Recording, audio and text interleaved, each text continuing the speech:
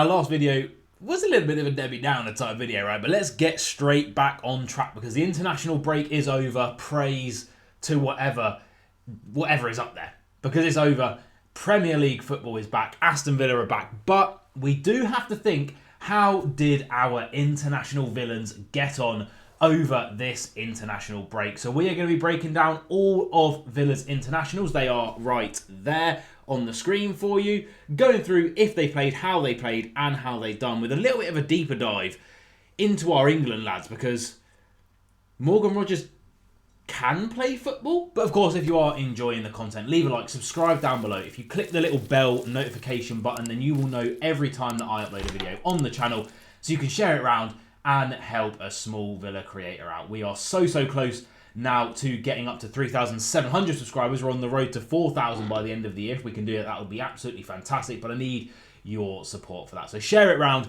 get on the Rogers Reports hype train, please. If you could, that would be great. But anyway, let's have a little look. We're going to go in the order. Again, I'll put it back up on the screen there. We're going to go in the order that Aston Villa posted the international villains on their Instagram, starting up with someone that, I can't believe I'm about to say this, is winning me round. It's Mateus Cash. No, I'm joking. Mateus Cash. No, I'm joking.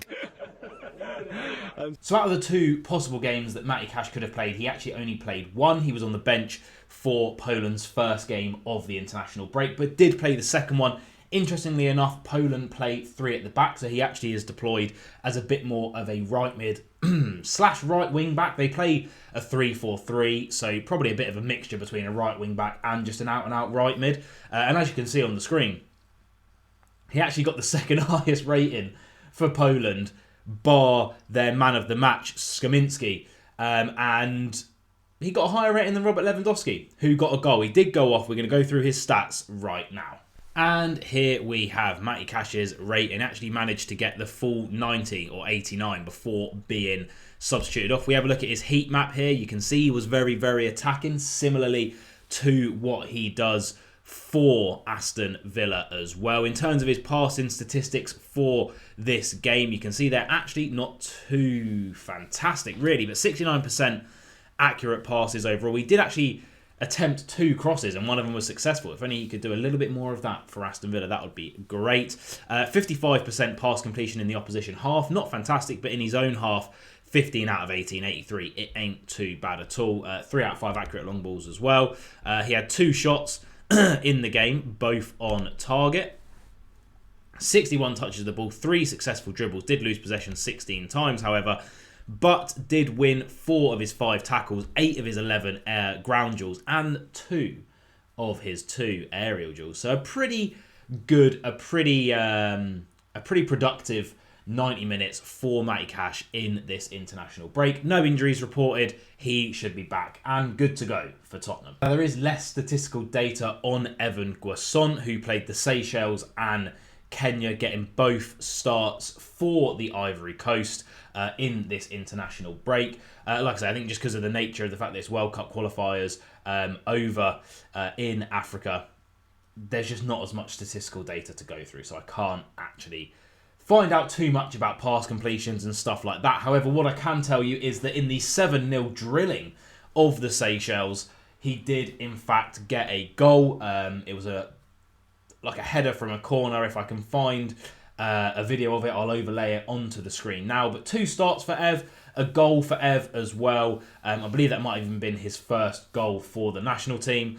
So looking good for him. Again, he struggled to settle into life at Aston Villa, but what's better than going away with your country and getting 2 wins, a goal, and I believe they've secured their qualification to the World Cup as now. So we could see Guasson, a villain, in the World Cup, along with Matty Cash. He'll be playing with Poland, I would imagine as well. But like I say, no injuries to report for Guasson either. Didn't get substituted due to injury or anything like that. He is coming back with a goal under his belt, and that could be very good considering we might have to play him up front. If you watch my Watkins video, you'll see what I mean. Now, similarly to Matty Cash, Luca Digne only played 1 of the 2 games on the international break, and that was a 2-2 draw with Iceland, where he did assist the Christopher Nkunku goal. Now, Not only that, as you can see on the screen here, in terms of SofaScore ratings, he was the player of the match for France. Now, Digne is such an interesting one because we all thought he was done for Villa when Alex Moreno got bought in. But then we bring in Ian Matson, 23 years old, 22, 23 for 44 million. And the 32-year-old Luca Digne just seems to be aging completely backwards. And just playing really, really well. And that seems to be no different here. Like I say, player of the match performance, got an assist. But let's dive into his stats in a little bit more detail. Obviously, the sort of formation that France play, I mean, what a team they have, by the way. Very, very reminiscent of how Aston Villa have been lining up. So I'm sure he would have felt right at home in this formation. Let's have a look at how he done. So as you can see in his heat map as well, I mean, are fullbacks anymore? Or are they're just wingers? They're just glorified wingers, right? I mean, look at that heat map. Very, very attacking direction. That way, he is right there. In terms of defending, though, won 3 of his 3 tackles, 5 of his 6 ground duels, and 1 of 2 aerial duels. His dribbling statistics, 107 touches of the ball. He was fouled once, had 1 successful dribble, lost possession 22 times. His passing, I mean, look at that. An assist, 3 key passes in the game, 4 accurate crosses out of 13. He was just lacing them into the box, peppering them into the box, you could say. 90% pass accuracy, 77 in the opposition half, and 94 in his half, and 3 accurate long balls. In terms of his shooting, he had 3 shots, 1 on target, 1 blocked, and like I say, SofaScore rating 7.8, man of the match. No injuries. I'd expect him to start against Spurs. Now, we're going to deviate slightly from the list here because I'm going to save the England lads till last, but Lindelof and Sweden, probably an international break to forget, so not really too much to go through there. Only played 1 of their 2 games again when they lost to Kosovo. I mean, Sweden are in serious danger of not qualifying for the World Cup, despite having, multiple players in the Premier League, including the Premier League record signing in Isaac Gyökeres, who's apparently one of the best strikers in the world. We haven't seen it in the Premier League yet. They've got Bergvall from Spurs. They've got a lot of good players, but they're just losing week on week, and some attitudes in that team seem to be needing to be sorted out, let's put it that way. Anyway, played the second game, as you can see on the screen, played in the left-hand side of a back 3. Stats-wise, nothing really too impressive. I mean, he did complete 91% of his passes, which is pretty impressive. And that's 91% in the opposition and his own half, 79 out of 87. But, not really too much to discuss with him, and I'm sure it's an international break that he will want to forget. And next up, it's the Don, who could be in for a very important run of games post-international break with the injury to Ollie Watkins. Again, video on the channel. If you haven't seen it, go back and check that one out. But he did play in their second game, which was a 4-0 drumming of Finland. He did actually come on against Malta, but it was for like 10, 15 minutes. Didn't really do anything of note. But Finland, he got a good run of minutes in the team, 79 to be exact, before being substituted for Xavi Simons of Tottenham. And he did get a goal, and it was a fantastic goal as well. He is really scoring some lovely, power finesses, I would call them. Do you know what I mean?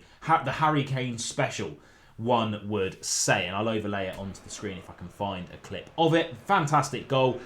Got his goal and played relatively well as well. He played on the right-hand side of a 3 in behind Memphis Depay, who still plays football, surprisingly enough. I haven't heard of his name in a while. I mean, that Netherlands team is actually scarily good, by the way. But he did play on the right, something that we probably won't see him do for Villa, I would assume, if Watkins is injured for a little while.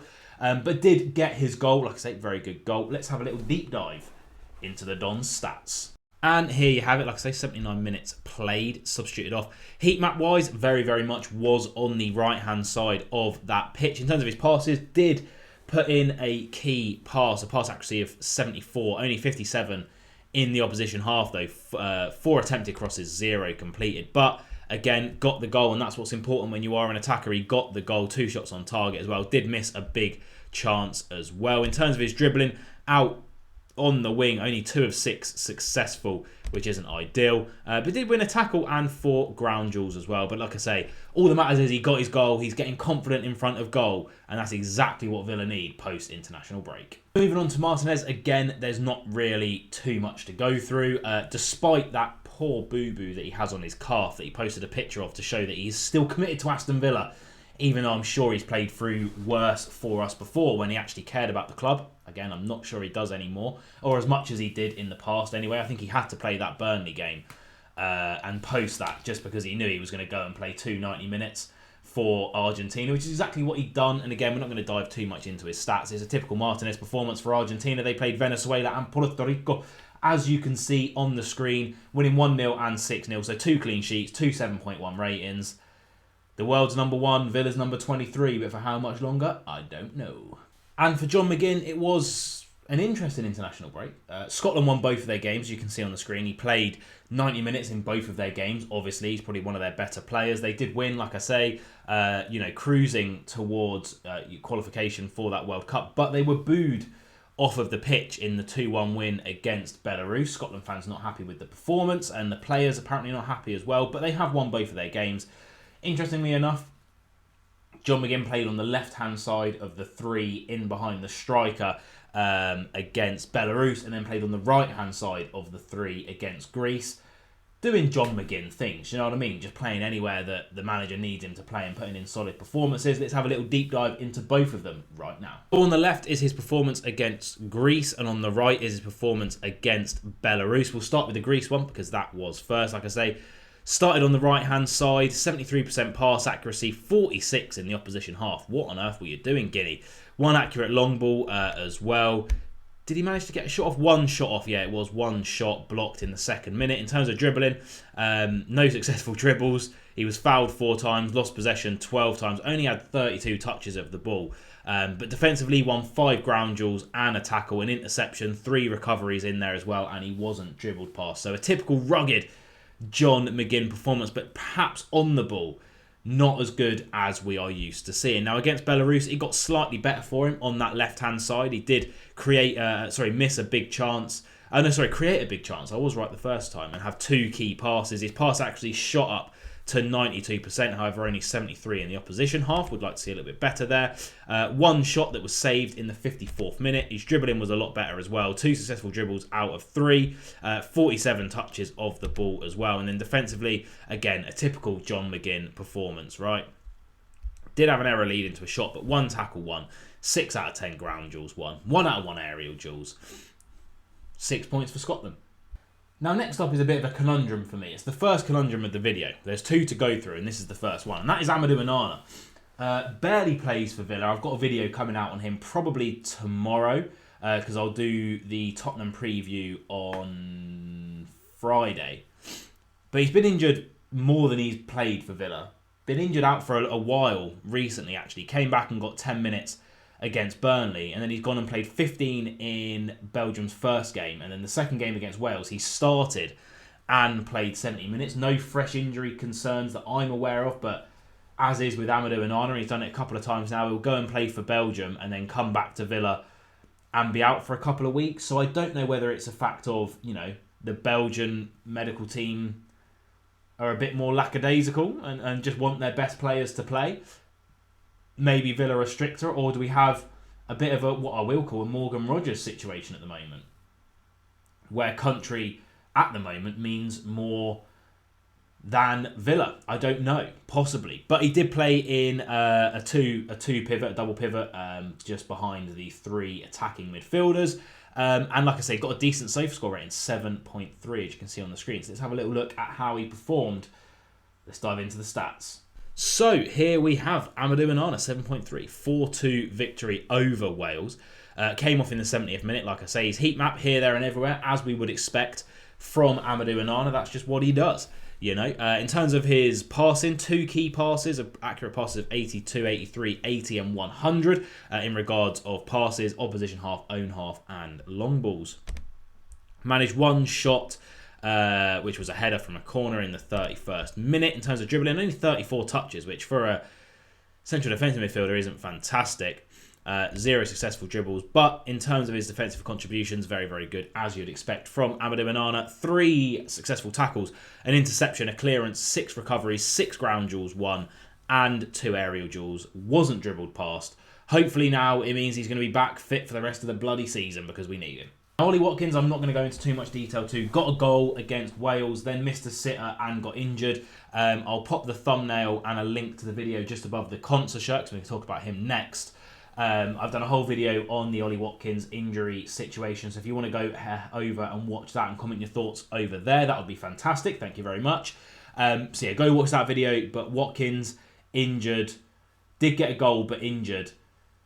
We don't know how long it's going to be. He's back for tests at Villa now. And next up we have Ez, and I needed to give Ez a shout out. And we're going to do the same with Morgan Rogers. We're going to do these two a little bit differently. Played both of England's games, the 3-0 victory against Wales, where he actually got an assist, and then the 5-0 victory against Latvia as well, where he... I mean, I'll put the tackle up on the screen. It's a typical Ezri Konsa last man tackle. He is just such an elite 1v1 defender. I genuinely put him near enough in the same category 1v1 as the likes of Virgil van Dijk. Maybe that's my Aston Villa bias coming in, but he is just absolutely spectacular. And Morgan Rogers, the man of the match in this game, a player that we are going to be going through. But Ez started on the right-hand side, as you can see here, against Wales in that 4-2-3-1 that Tuchel likes to play. And we're going to get his stats up here, but I'm going to go through them later because we're going to get his other stats up as well. Those should stay there. And against Latvia as well, 5-0 victory for England. Did get the yellow card, but he's being asked to be the last man because Tuchel clearly knows ball. He is very, very good at being that last man. Again, luckily for us, gets that start at centre-back. So right-back and centre-back is two strongest positions, but he did get the start at both and played very, very well in both. We look at his heat map there. If we go on to his statistics here, let's get across there. There we go. So against Wales, actually, we'll just do the full list for you there. An assist, 2 tackles, 1, 2 interceptions, a clearance, a recovery, 5 out of his 6 ground duels, 1. Of course, he wasn't dribbled past. Ezri Konsa doesn't get dribbled past. Thank you very much. And a 96% pass accuracy. I mean, 1 accurate cross, 2 key passes. Obviously, got the assist in there as well. 87 touches of the ball. He's just an absolute Rolls Royce, man. This guy is absolutely insane. If we do the same stats here, you'll see no tackles 1, but again, not dribbled past. I mean, no tackles 1, then it says last man tackle. He did win a tackle. But not dribbled past. 3 interceptions, 1 block, 5 recoveries, 4 ground duels, 1 as well. A 98% pass accuracy. I mean, it's ridiculous, isn't it? An accurate long ball, 104 touches of the ball. Ezri Konsa is one of the best defenders in the Premier League, and I pray to everything that is holy that we keep him. And here it is, the biggest conundrum to come out of Birmingham ever, possibly. And that is Morgan Rogers. He's been awful for Villa this season. I'm the first to say it. I'm happy to say it. And I'll back it. He has been terrible for Villa this season. Didn't play particularly well against Latvia. Did start both of England's games. He's one of, I think it's only him and Declan Rice that have started every single game under Tuchel. But against Wales, and he just plays with a smile on his face for England. Why are you not playing with a smile on your face for Villa, Morgan? Come on. Get back on it, son. He did get a goal in this game, and he was just a typical Morgan Rogers fantastic self. Played 70 minutes, created a big chance, 79% pass accuracy, successful dribble, 37 touches of the ball. But he looked like Morgan Rogers again. Come back and do it for Villa. There you have it. That is our international villain lineup. Some really, really good, promising things in there from the boys on international duty. Hopefully, some lads, Morgan Rogers, able to recapture some form and come back to Villa now that we're winning with a smile on their face and play football like we did last season. What do you think of the international performances? Leave your comments down below, and I'll see you in the next one.